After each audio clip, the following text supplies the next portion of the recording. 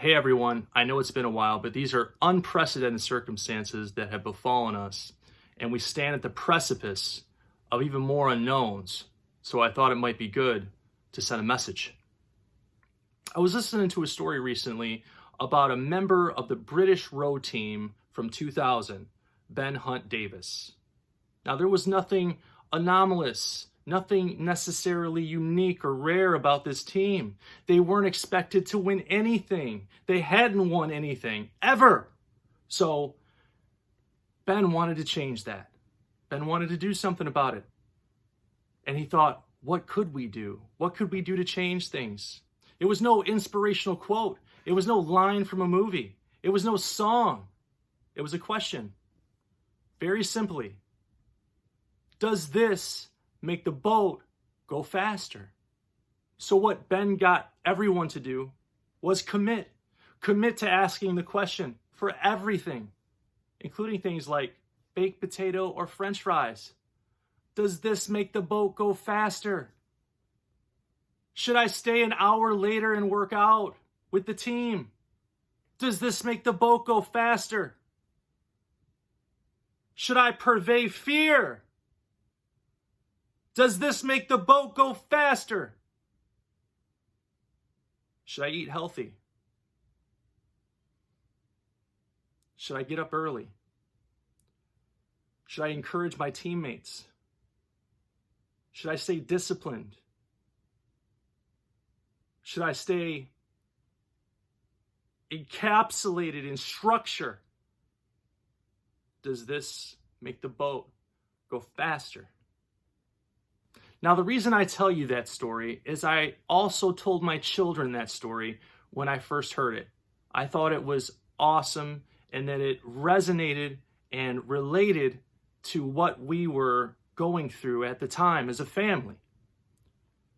And I wanted them to understand, as I want you to understand right now, the moral to that story. Who's the boat? Who is the boat? We are the boat. It's us. So when Ben Hunt Davis and his team were asking that question, it wasn't for their betterment necessarily. It wasn't so they could excel in one specific thing. It was so the boat would travel faster in the Olympics. And I forgot to mention, they won the gold medal, man. They won the gold medal. So,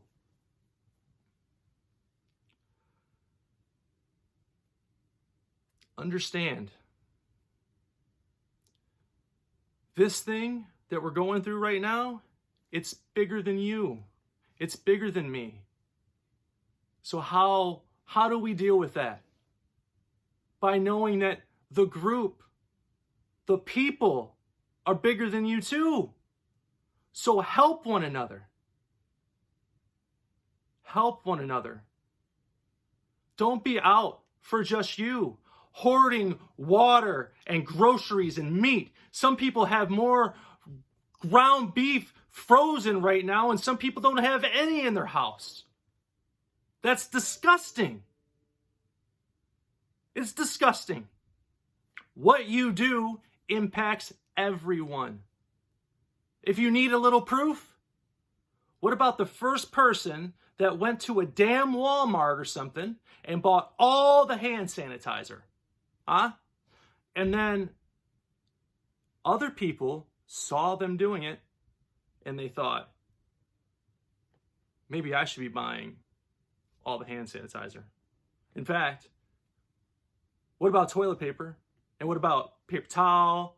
How the hell do you make hand sanitizer? How about that? It drives hysteria, man. It drives it. Let's talk about some of the silver linings here. You know, like what could happen? Okay, so we get stuck in our houses for a bit longer now. Well, you could spend more time with your family. That's one. Great. Maybe enhance the relationships, or at least heal some of those relationships if they are fractured, that's a great start. That's a great start, man. And then we've got other things we can do. We can grow as individuals. You can read. You can study things that you probably didn't have time to study in the past because you made so many damn excuses for it. Let those go right now. And then what about becoming stronger physically? I know a lot of us can't go to the gym right now, but there's a lot of ways you can work out at home. There's 3 ways that things fall apart, and that's randomness, complacency, and you make it worse. So don't let that stuff happen. Don't let it happen. Yes, things are crazy right now. Yes, they are. But that doesn't mean that you have to be crazy. It doesn't. It doesn't mean that you have to. It doesn't mean that you have to be poisoned by the invective that's spewed by all of these misfits in the media. It doesn't mean that. It doesn't mean that you have to be. And I know that we want to point the fingers at everybody else. I get it. I get it. The media is an easy target. Oh, it's the media's fault. It's their fault that we act this way. Well, actually, it's not. It's not. Now, they are to blame because they, purvey the information. I get it. But it's up to you to assimilate it. It's up to you to say, well, I believe that or I don't believe that. Because if you just believed everything that you heard on TV or on YouTube or the news, you'd believe in like the world was flat and there's lizard people. You can't believe everything that you hear. You have to be able to accept information and then filter it, distill, and organize. You got to be able to do that. Or there's a second option here. The second option is don't watch it. Don't listen. Turn off social media. Just disengage for a week. Just disengage for a week and see how you feel. We are going to get through this. I wholeheartedly believe we're going to get through this, and we're going to get through this faster than what's anticipated. Now, I know everybody's like, what's the timeline? Just listen, focus on taking care of your family. Know that you got a roof, that you got some food, and that you're healthy. If you got those 3 things, you should not be freaking out right now. Stop freaking out because you're freaking everybody else out. And that is the point, okay? That's the point. If you start freaking out, you start freaking other people out, okay? It's like the herd effect. Stop it. Just stop it. Because if you are spreading fear, you're just as bad as the media. And let me expound upon that for a second. We all know that life is painful, life is suffering, but we have this whole new element that has like exploded upon us of fear, of absolute terror. Now, we've always been fearful of many, many things, but this is heightened if you haven't noticed. Now, if you are going around and you're doing something to enhance fear or suffering, pain, exacerbating those things we're already struggling to deal with, you should be ashamed of yourself. You should be ashamed of yourself. If you are going to the stores and buying all the toilet paper, all the hand sanitizer, all the chicken, the grapes, if you are buying all of everything just so you can store it in your 12 freezers that you just bought, when other people are going without, you should be ashamed of yourself. If you are stealing surgical masks from nurses and doctors, oh man, you should be,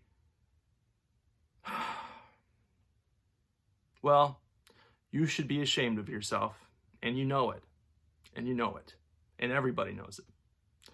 So, you got these people at hospitals, and they're trying to do their best, and many of them are,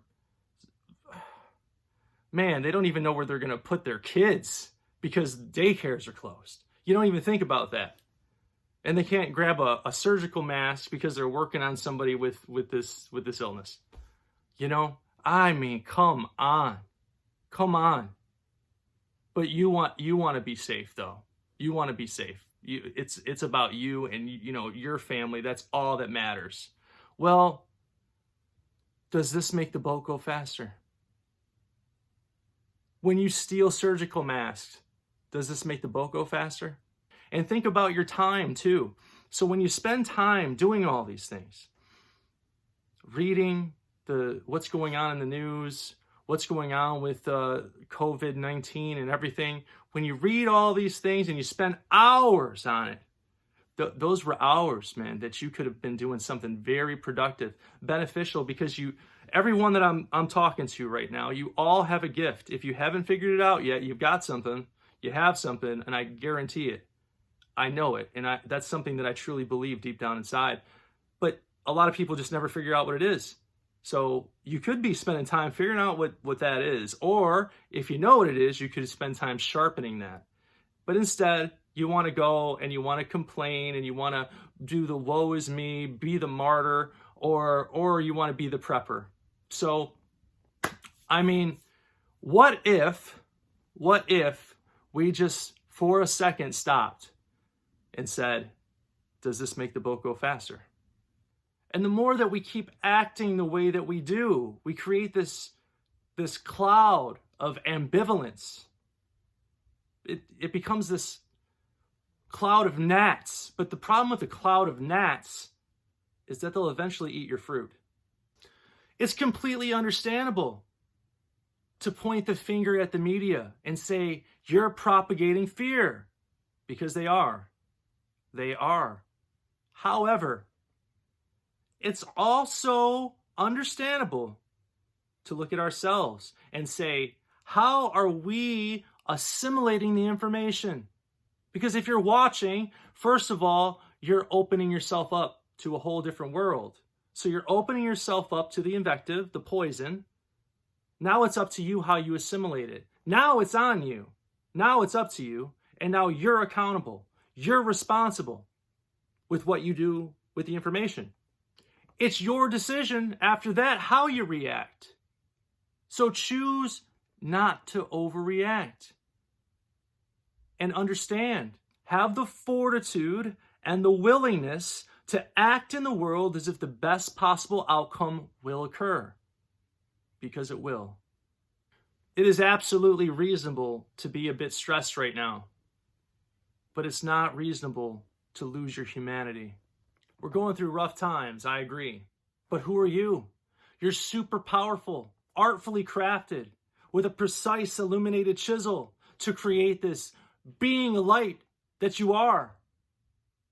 But you're also not something that just runs away screaming at the first adversary that you do not understand.